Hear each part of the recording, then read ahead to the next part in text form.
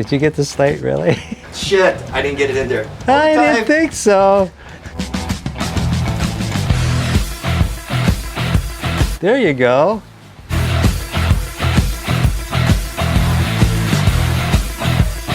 Chaos Studios J-Bad 40th Anniversary Stunts Unlimited Remastered. Introducing J-Bad.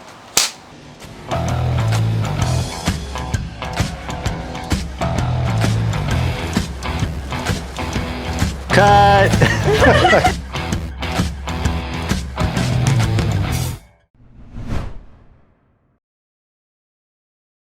1974, I lived in Mammoth, and my good friend David Ellis. David's kind of rolling into the business. He was a good-looking athlete, great double for a lot of actors. We had grown up through Surfing World, and he lived in Malibu, and it just so happens that David lived next to Buddy Joe Hooker, who was one of the best stuntmen to come out of Hollywood. And they're just hanging out now. And all of a sudden, David calls me, "Hey, Johnny, we want to take you skiing with us." And I was actually one out of two, maybe three people on the mountain doing aerials, just for fun. It was like hot dogging. They call it hot dogging. We meet up and we go skiing, and in my eyes, these guys were like no other. They were funny, they were athletic, and they were crazy. So after I met them, they would go back and work, and I went to see them for a while, and I go, I got to get myself into this business. Because I'm infatuated with it. They totally changed my whole thinking about where I wanted, my whole direction, where I wanted to go, because I didn't know where I was going. I eventually started doing commercials up in Mammoth. They'd come into town, a commercial company, and I would do a skiing spot for them. And I eventually worked myself into getting my Screen Actors Guild card, taking off, and the whole world was out there for unlimited for me to go and learn how to do stunt work. Wow. And they were there, and they were helping me, Buddy Joe, David. They all brought me in and took care of me and showed me the right way to do things.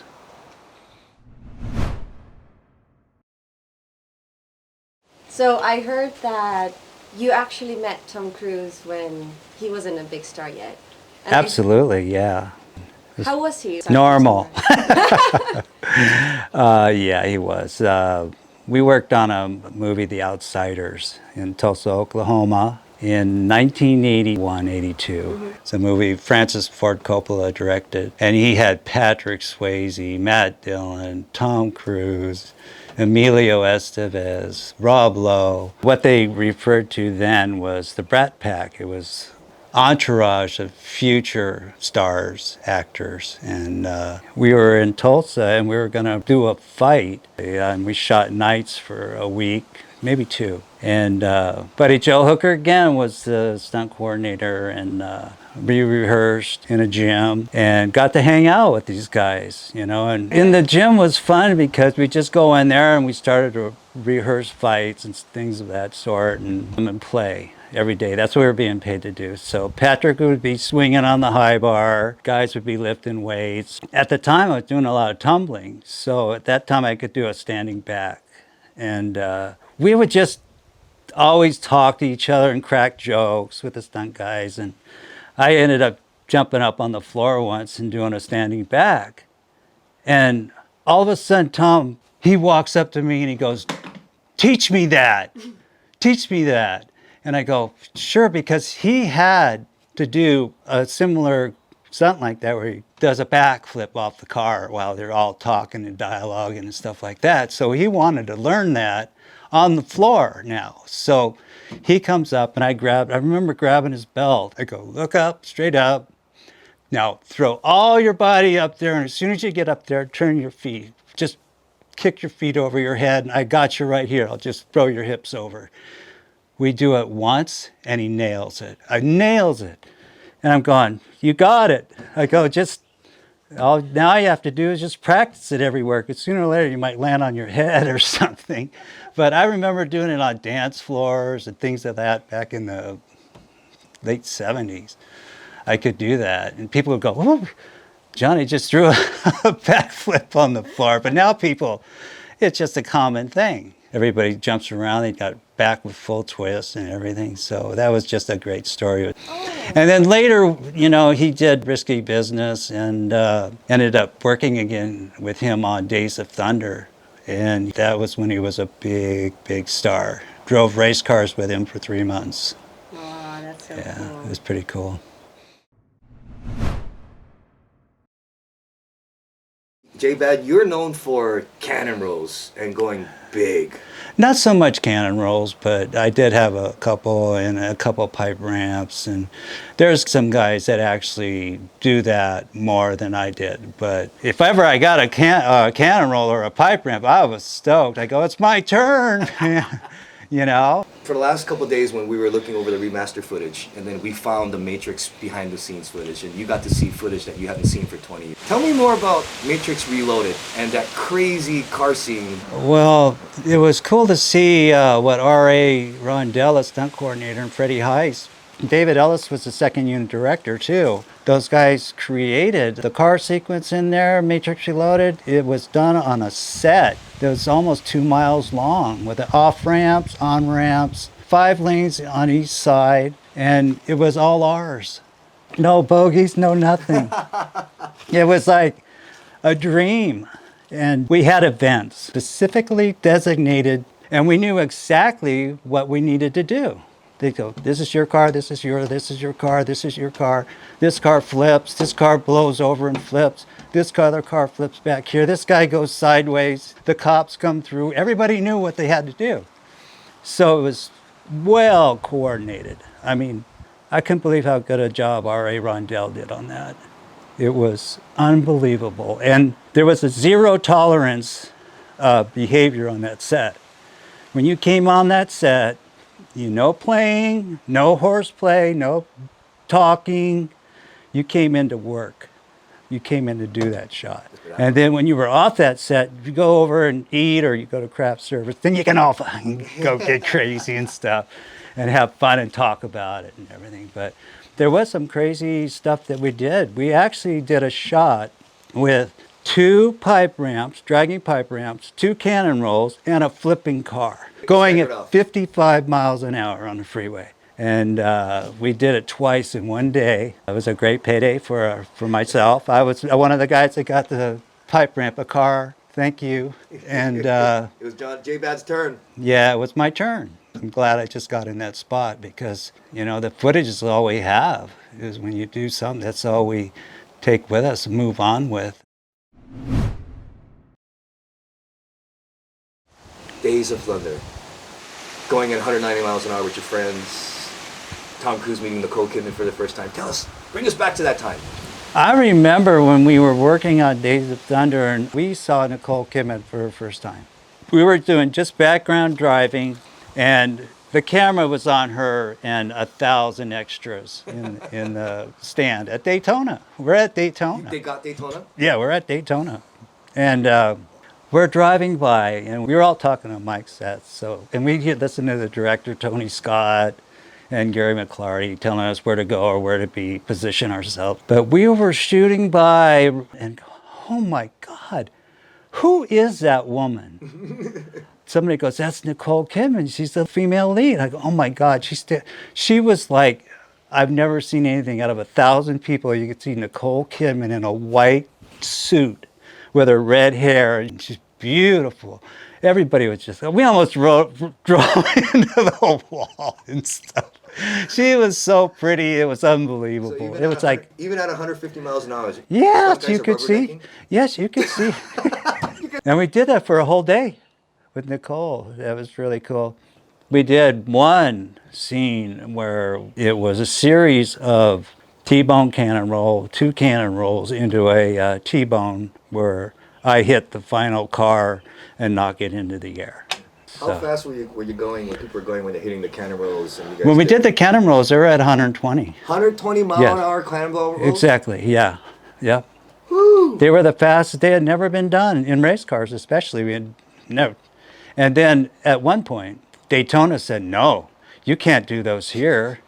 So they found an airport, a runway, and built a set just for this crazy accident to make it work.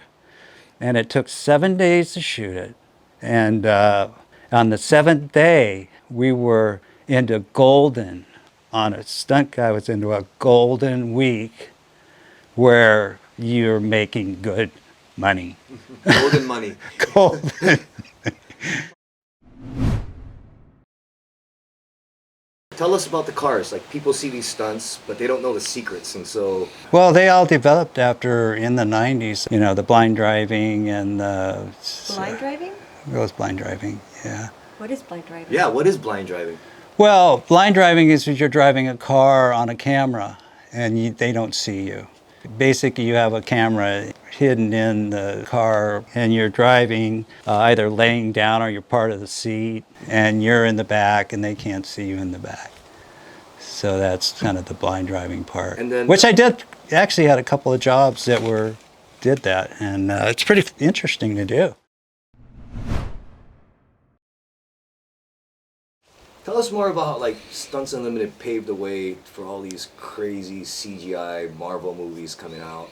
Trying to copy what you guys did because you guys invented it when nobody knew what the hell was going on. Right? Tell us what happened in the '80s with the whole action, American action. Back in the 80s, we were innovating and figuring things out. Like, say, for instance, doing high falls, airbags, and then the fire sequences and car work. Everything started innovating, and people were like thinking, especially in the Stunts Unlimited members, they were trying to move forward and innovate a little more.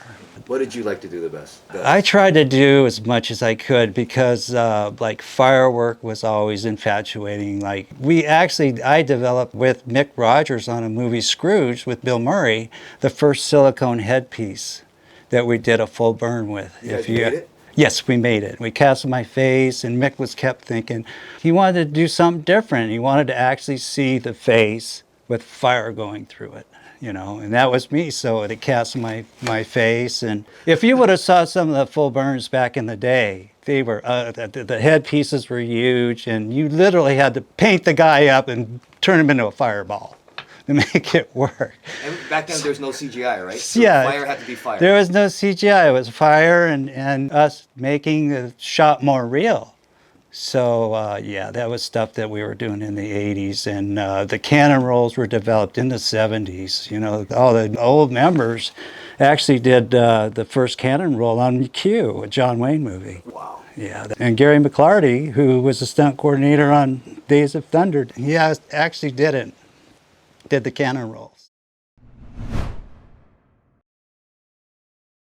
Give us a little insight on the Stunts Unlimited crest and the three birds that nobody really knows about in the black and gold. Basically, when Stunts Unlimited was formed, Hal Needham, Ronnie Rondell, and Glenn Wilder were the founders. In this coin right here, those are them in the sunrise. And that was a new dawn. That was what Stunts Unlimited was about, a new dawn and moving forward in the movie business, being innovative. They had members then that separated themselves from the Stuntmen's Association, which caused a big problem with them. But, you know, as time went on, we were all working for each other. So this coin, I use it on a daily if I need to, where if I can't make a decision or you're gonna make a decision, you flip the coin to the meatball or the bolt. And whatever it comes up, that's what you do, you know? And if you're at a bar drinking with the boys and somebody pulls that out and throws it on Oh boy. the bar, you have to buy them a drink, which we don't do much anymore, but because of COVID, everybody kind of goes back home, separates. But yeah, someone would throw that out on the bar, and if you didn't throw your coin out, you had to buy a drink for whoever was there. And that's 50. We actually made a 40 too, so we have 40 and 50. Pretty cool. Is there anything in all the experience that you had with great people and all these blessings that you had throughout your career. Is there anything you want to give to the younger filmmakers, the younger generation, especially for these people who are coming through social media and stuff like that, but they still want to learn the craft that that you have to get from someone like you? A lot of the new people or new stunt people are all like, there's fighters, there's car people. And the majority I've seen coming up in the last 5 years is mostly fighters, a lot of fighters and gymnasts. Very good, athletic, oh my God, incredible. They've taken it to the next level, just impressive. But make a long story short, they don't know any of us, a lot of them, and they work, and I guess there's a gap there now with the older generation now. And it's amazing how it went by in the blink of an eye. Just can't even believe it, It's like all of a sudden, wait, you're this old? But not that that matters, but boy, when you see somebody doing some stuff these days, they're so good. The girls, unbelievable. They're fighters. They're impressive. Sometimes. They are, yeah, they are good. But when it comes over to the car stuff, it changes. So you basically, when we were doing stunt work, we wanted to be the jack of all trades and master of none. And that's kind of how we rolled. That's what I wanted to do. Although my forte was skiing, that's how I got in the business, by myself. Because those guys, Buddy Joe, Jerry Randall, Hal Needham, Ronnie Rondell, Glenn Wilder, all influenced me to go that way. That's what I wanted to do. And if I went on a job, I wanted to have a lot of tricks, like get on a horse, do the high fall, do the fight, do the fire gag. That's basically what we needed. If you went on a job, say Mexico or somewhere, you took those kind of guys, those kind of people. So now I would say there's some all-around stuntmen still working in the business. They're very good. Tanawai Reed, doubles the rock, unbelievable how good he is. And there's a few left. But that's kind of like, there was that gap that the new guys, the new people don't know. And hopefully they will. I've been on a job where people, who's that guy? I was that guy. Who is that guy? But that there is a gap there, but that's life. That's how it goes. Do you have any tips or tricks that really helped you? Be early, be prepared, bring everything, because you never know what's going to happen.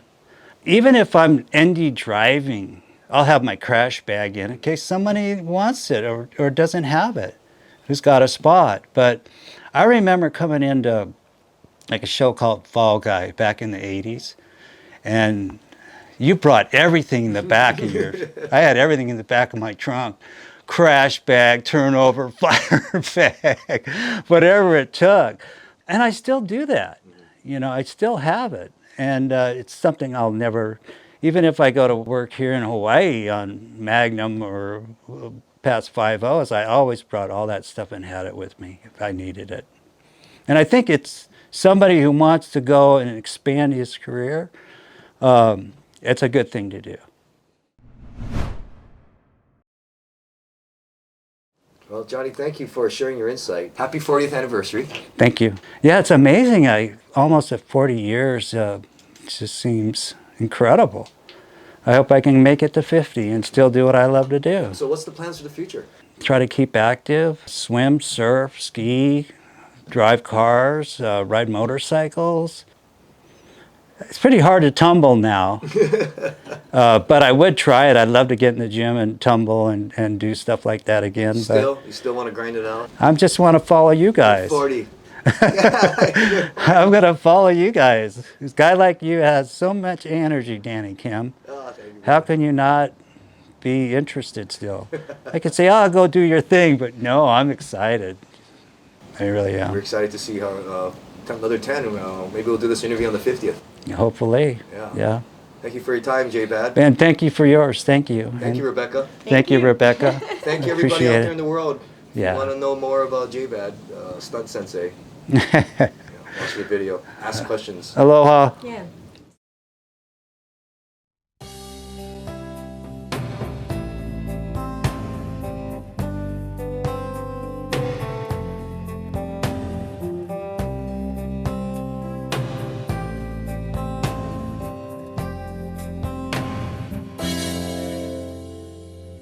Father, can you hear me now?